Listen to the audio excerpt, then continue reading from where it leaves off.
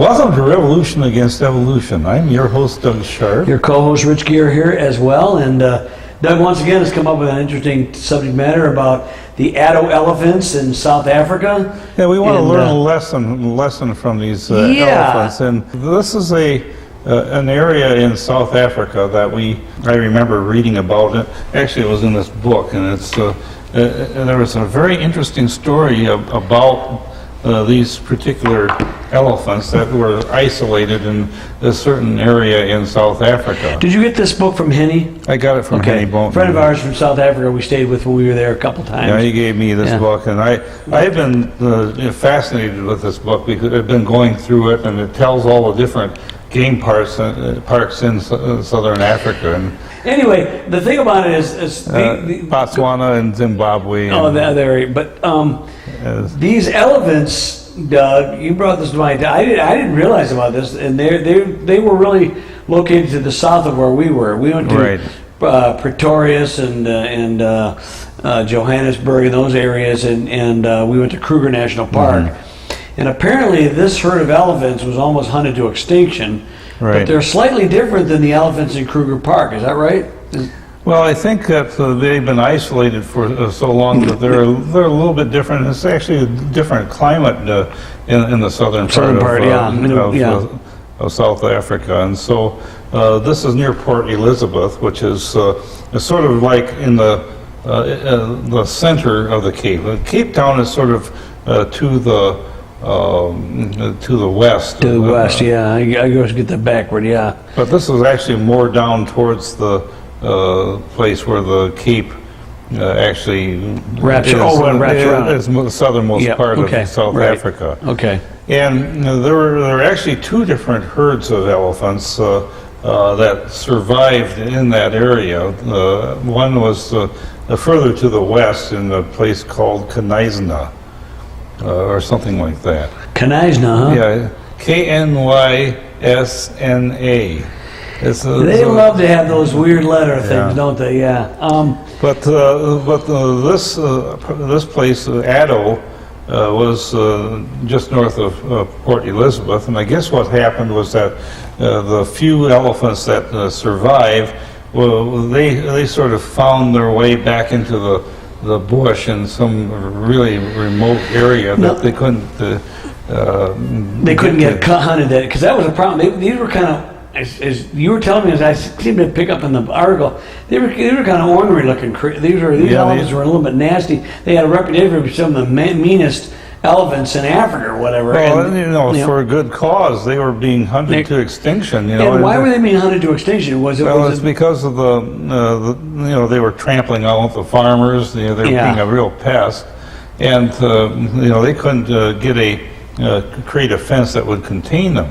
Right. But when they hunted them, Doug, when they fled out, there were 10 animals, or I mean, it was really how many? Yeah, 10 or 11 individuals. Almost down to that little bit there. And the ones in Knysna went down to just a few individuals, and both herds now are back up to fairly good full strength. In fact, when I was reading in the article, it sounded like there were actually a few animals. They're actually over the capacity for the area they have reserved for them now. So I'm not sure what they're going to do now.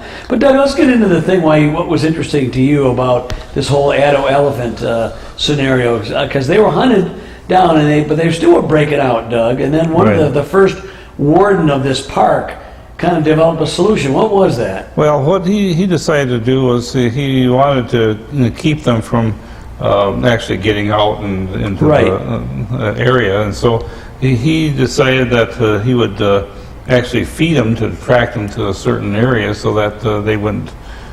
They'd stay in the area rather than come out and trample the farmers' areas. Yeah, so they would start. He started feeding them citrus fruit, watermelon, all kinds of different fruits. And it got to be the point, and this was like in the 1950s when he started doing this. So this is a while ago. And so they would actually put on kind of a show at this elephant park.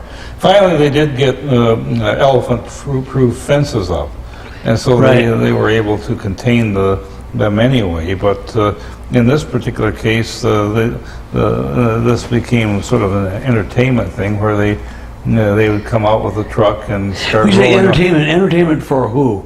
Well, visitors to the park. Okay, that's what I was getting at. So they got to kick out. Well, Doug, this reminds me of that. This is a side note, but remember we went out to a place called Bear Country, USA? Was it you and I? Didn't we go out there? And there were grizzlies out there, and they'd run around these trucks, and they'd throw a bunch of food out, and the bears would come chasing after the bears. Was it you and I, or is this something I'm thinking? Well, I was sick that day. This in Glacier Park. Yeah, you missed it. So I missed it, but of this course, reminds me of that, Doug. But in the case of the elephants, we have a downward thing about this. There's kind of a bad consequences to this kind of thing. And what's going on there? Like getting back to the problem that they were trying to solve was, I guess that there was one farmer had a whole load of oats that he was trying to take to market. Oh yeah, and that was a good story. And then there was he found a whole herd of started chasing him. So in order for him to escape, he started unloading bales of oats. One barrel off, or one bale off of oats, yeah. And he ended up, doing this several times, and finally, he lost practically his entire load of oats, but it saved his life. Saved his life, because there have been several people killed by these elephants. Right. There's a woman killed. She stumbled onto a herd of elephants in the middle of the night when she was walking home, and must have trampled her to death or gored her to death. I don't know. It could be pretty bad. And several people were injured or killed during this period of time. It seems like you had a little encounter. You and I had an encounter with elephants ourselves. We did. In fact, remember we were in Kruger. It was we were warned about. Of course, I'm out there like the knucklehead that I am the first time going out there, and there's this big bull elephant down kind of at the bottom of the canyon, and your Doug's out there going, Doug, you're getting a little, or Rich, you're getting a little close. You might want to come on back here. But he's photographing it all the time. He's doing it with the camera stuff. So anyway, but it was kind of dusky type, but the elephant was down there, and I got some pretty good pictures there at the same time of that elephant. But then the other time was in Kruger National Park. Remember, we were with Henny and Kush. Koos van der Westhuizen. Yeah, van der Westhuizen. Yeah, I can never. Anyway, we were in a Jeep, and we're driving ahead, and I said, Doug, it wasn't a dozen yards behind us, maybe even closer. It seemed like even closer than that. And an elephant walks right across the path we just were driven. Remember that, right behind us? Yeah, and another one right in front of us. And we're like in the middle going, uh-oh, if these are dangerous, we could be... Well, we heard stories of the elephants getting angry and actually stomping the daylights out of a car and killing people inside the car. So we're going, So the elephants really had an issue here, and what really started the issue off was all these oranges and grapefruits and everything else being fed to them, like 30 tons a day. They got up to that much, and they were basically trying to bribe them, right? They were bribing them, and then they started getting a little bit dangerous. Part of the problem was that they destroyed all the habitat in this one area because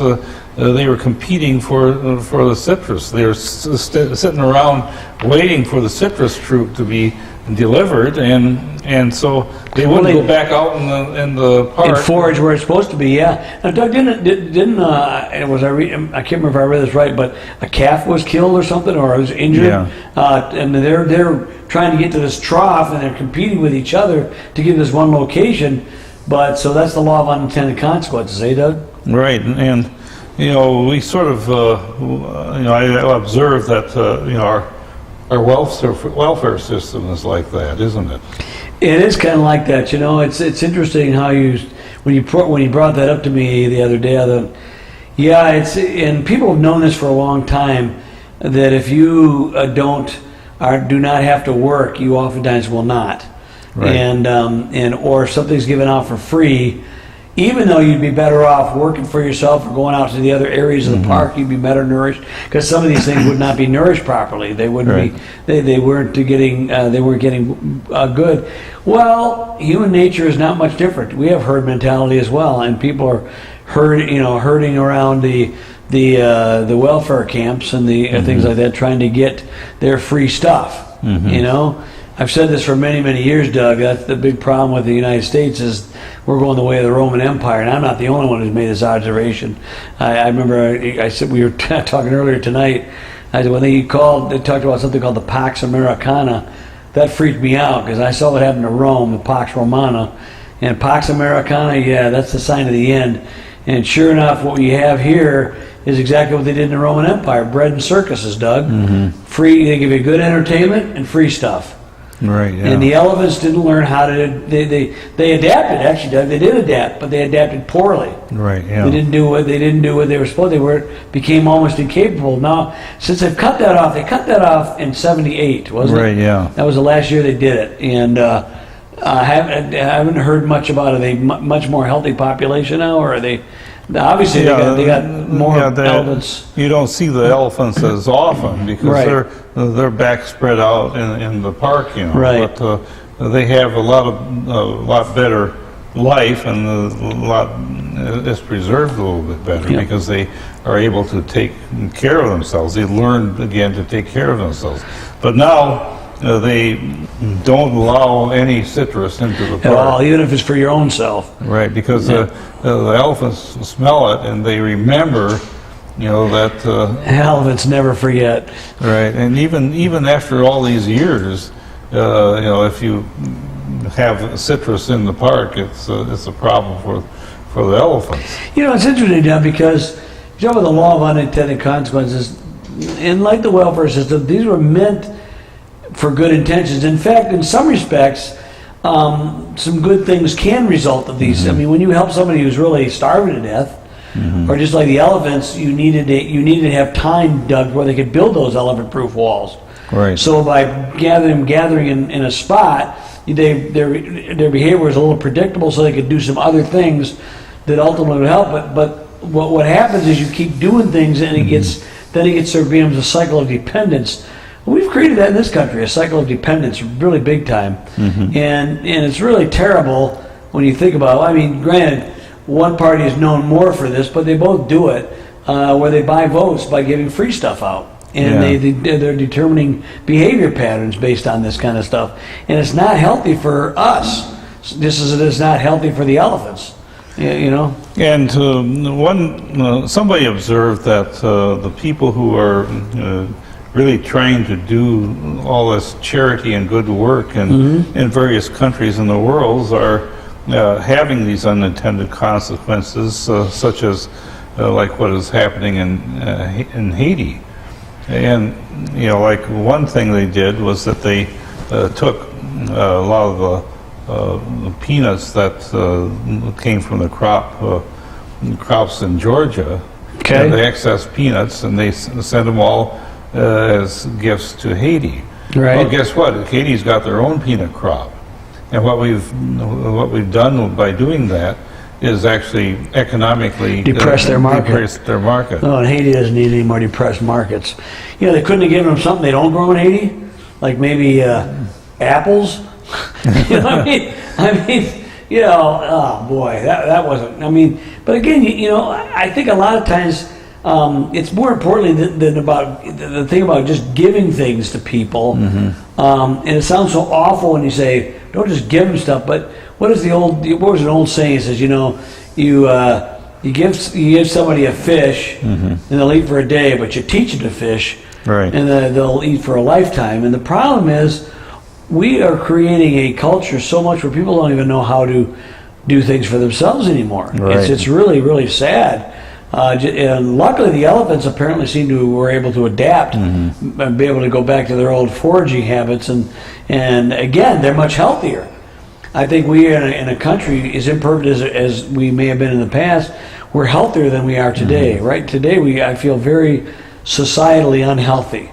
Right. We have a lot of cultural dependence, and there are people that's what they like because they buy votes. I mean, it's pretty cynical to think that, but that seems to be what it is. You're trying to buy votes by giving you free stuff, and I'm going, there's something wrong with that because it creates that culture where you become addicted to the plantation. Is what you're really a nouveau slave. Right, you know? yeah, you are. You know, you don't call yourself that, but in reality, that's what you are. If you can't function without a government check, you become a slave to the government plantation. People don't understand that, but that's really what happens. And they can tell you what to do and where to live and how to do stuff. And you may protest that stuff, but it's interesting, Doug, how many of these people who are dependent on these kinds of things live in pretty much similar kinds of environments. You know, they're not usually that healthy. You know? Now, you remember when we went to the elephant sanctuary there near Johannesburg?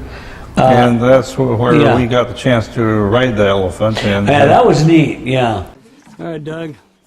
You're up there, huh? I can't believe you beat me up there. We're on record mode now.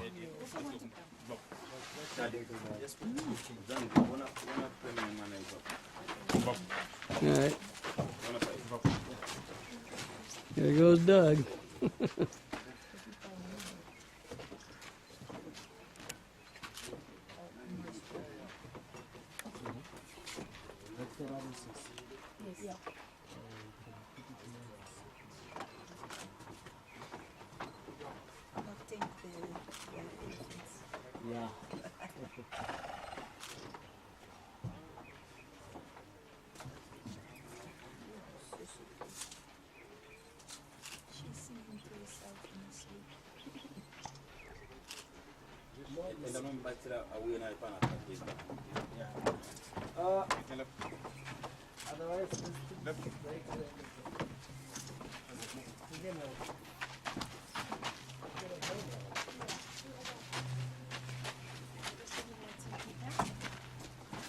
And back around. Pretty sweet, Doug? Oh yeah, nothing like this.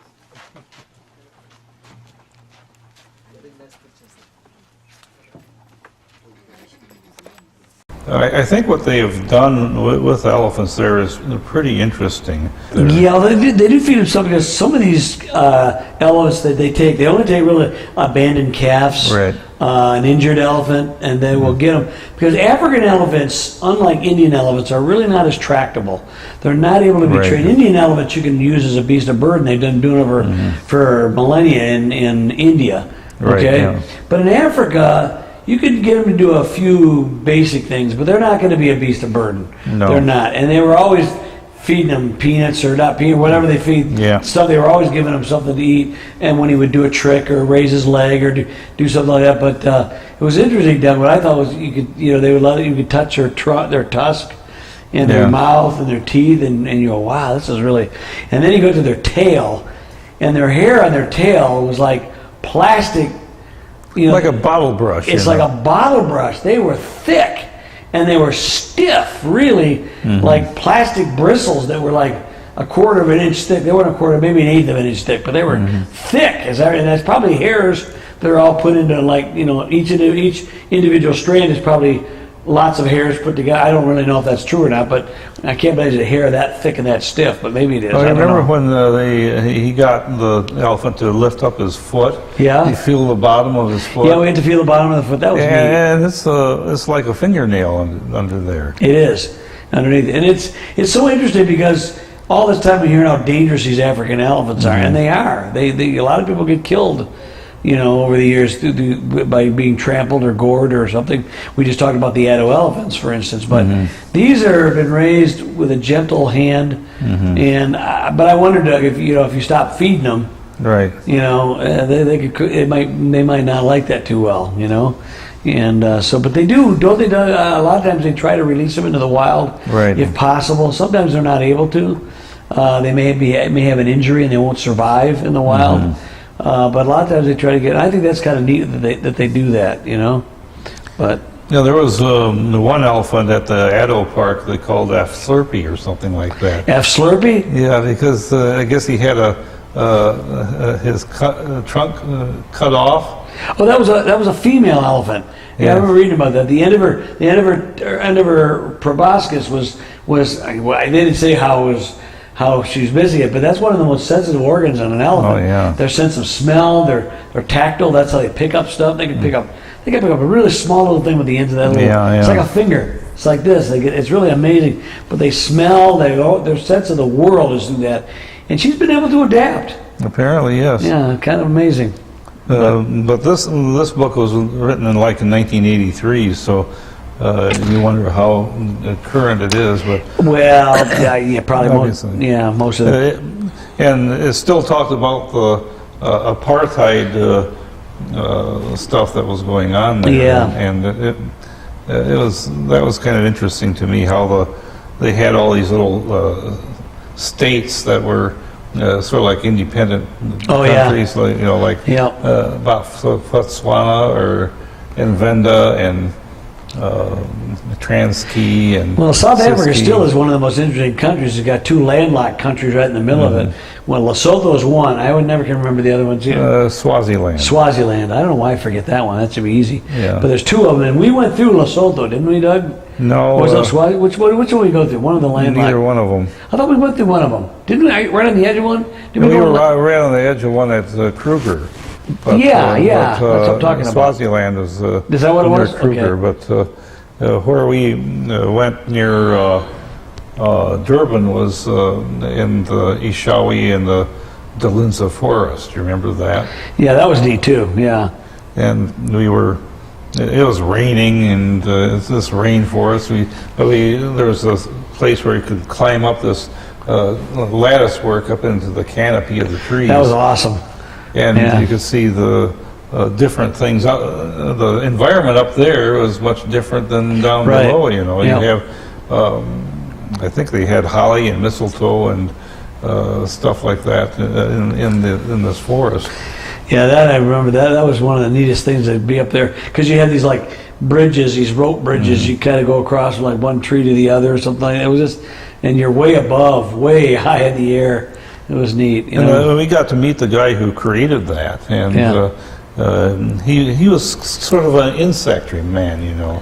He had discovered several different kinds of creatures in this forest Yep. that were endemic only to that particular forest. And it was interesting. He had all his insect collection there in the museum. Yep. And he also talked about the relationship between I think there was a kind of eagle, and then there was there was a thrush that laid its eggs only on the ground, but it was the eagle that caused the thrush to survive because otherwise the monkeys would get them, but the eagle would get the monkeys, and so they kept. So the monkeys are trying to get the thrush's eggs. Yeah. The eagle would pick it off the monkeys. So there's a. Well, I don't know. What is that? A symbiosis or what? Yeah, it was sort of a three-way symbiosis, and the boom slang was another. It was a snake that would try to get the thrush.